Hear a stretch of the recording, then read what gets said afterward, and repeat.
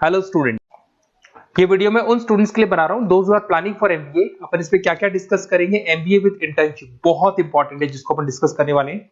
About more education, मैं MBA का classes लेता हूं, पढ़ाता हूं बच्चों को, तो उसके ऊपर डिस्कस करेंगे। How to choose the best college for MBA. MBA के लिए जो बेस्ट कॉलेज है उसमें प्लेसमेंट को देखते हैं, इंटर्नशिप्स को देखते हैं, बहुत सारी चीजों को देखते हैं, उस पर डिस्कस करेंगे। और एमबीए में बहुत सारे स्पेशलाइजेशन होते हैं, सबको अपन डिटेल में डिस्कस करेंगे।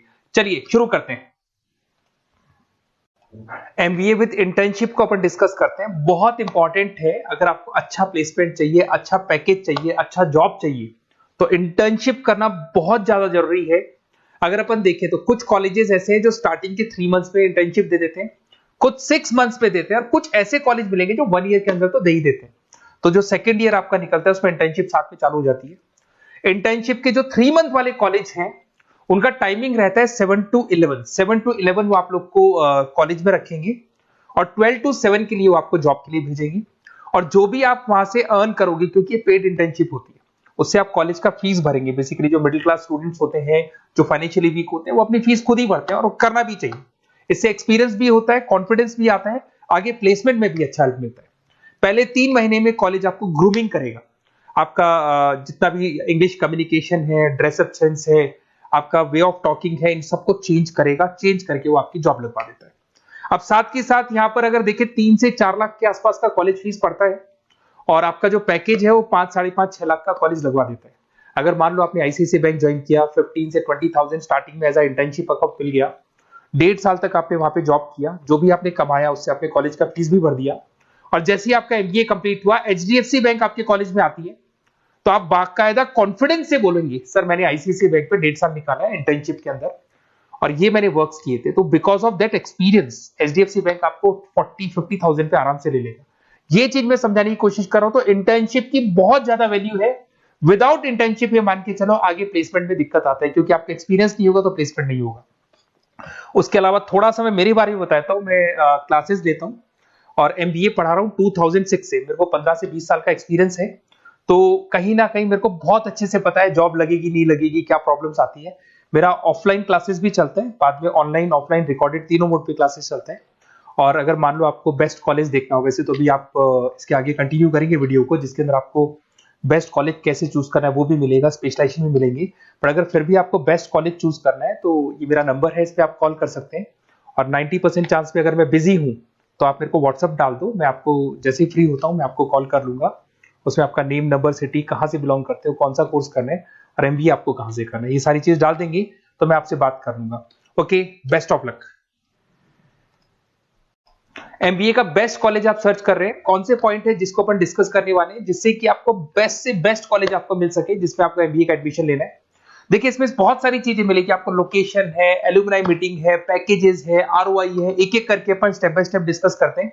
सबसे पहले आपका आता है प्लेसमेंट रिकॉर्ड। सबसे इंपॉर्टेंट ये है, आप एमबीए कर रहे हैं, ये आपका लास्ट स्टडीज है। इसके बाद बच्चा क्या करता है, कहीं ना कहीं प्लेस होता है, तो वो अपना जॉब को सिक्योर करने के लिए ऐसा कॉलेज ढूंढेगा जहां पे 100% प्लेसमेंट उसको मिले।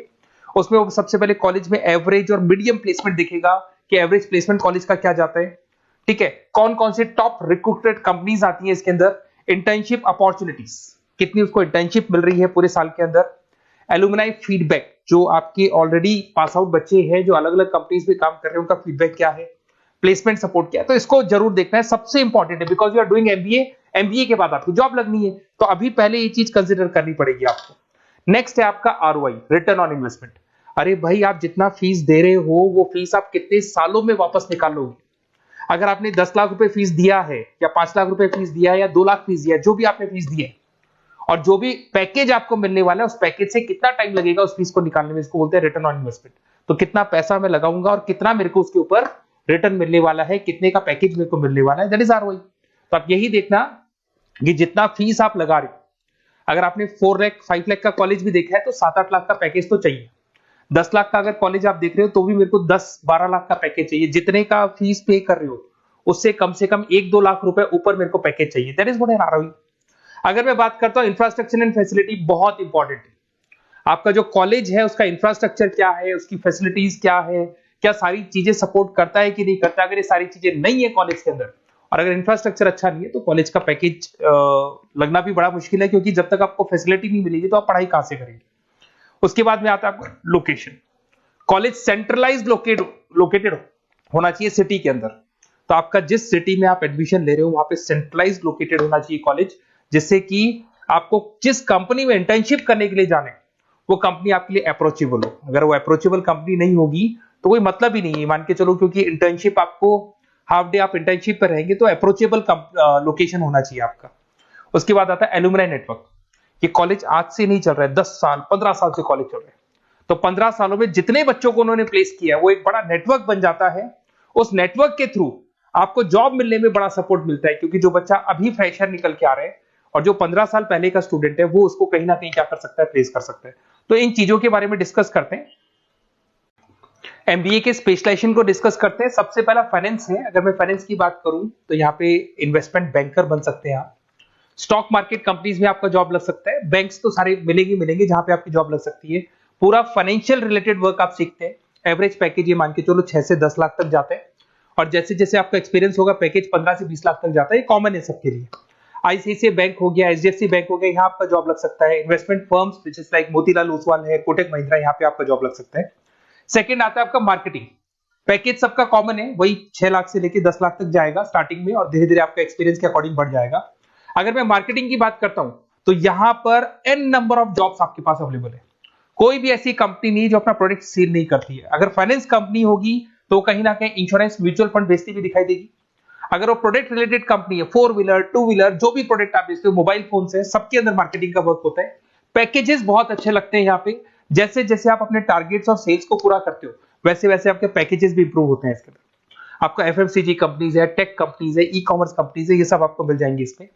अगर मैं एचआर की बात करता हूं तो एचआर जो ऐसा स्पेशलाइजेशन है जो हर कंपनी के अंदर आपको मिलेगा, जहां पर जो भी इंप्लॉइज आपके काम कर रहे हैं उनका रिक्रूटमेंट करना है, उनका सिलेक्शन करना है, उनका ट्रेनिंग देना है, उनको एक पर्टिकुलर पैकेज आपको डिसाइड करना है, वो सारा का सारा काम एचआर का होता है। तो सारा ह्यूमन रिसोर्स से रिलेटेड वर्क होता है।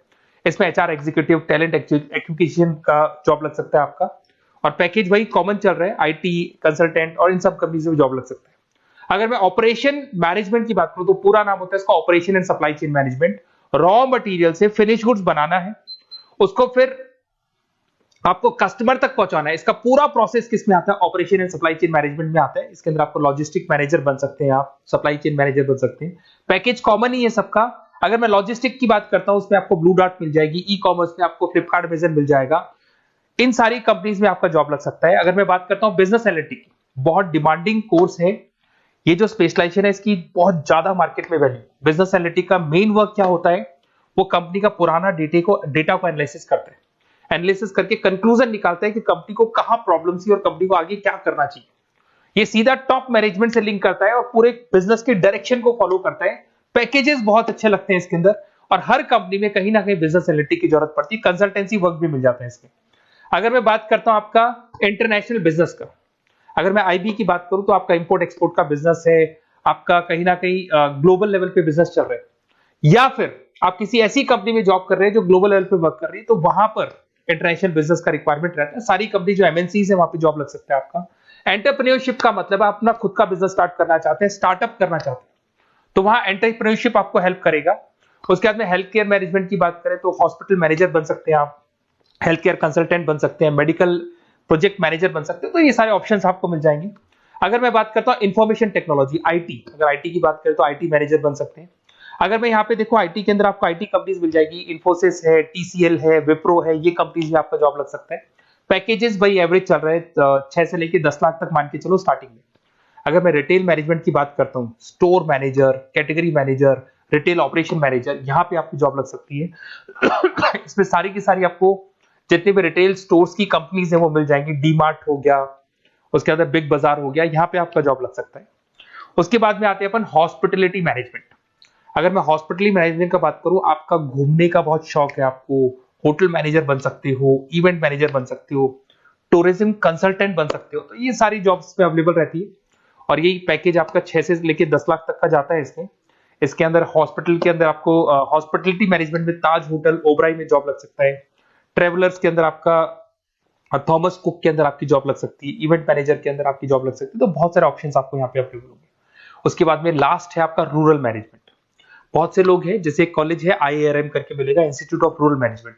तो रूरल मैनेजमेंट के अंदर आप रूरल डेवलपमेंट ऑफिसर बन सकते हो, माइक्रो फाइनेंस स्पेशलिस्ट बन सकते हो, जहां पे अपन छोटे छोटे फार्मर्स को लोन्स दिया करते हैं, वहां आपकी जॉब लग सकती है। इसके अंदर आपको एनजीओ कंपनीज मिल जाएंगी, इसमें बैंक्स मिल जाएगी, नाबार्ड है जो छोटे छोटे लोन्स देती है, एफएमसीजी कंपनीज है जो फार्मर से रॉ मटेरियल इकट्ठा करती है, जो एफएमसीजी कंपनीज होती है ना, जो फार्मर से रॉ मटेरियल लेके उसको फिर गुड्स में कन्वर्ट करती है, तो वो सारा का सारा आपको यहाँ पे मिल जाएगा। ये सारी स्पेशलाइजेशन है और अपन डिस्कस करते हैं।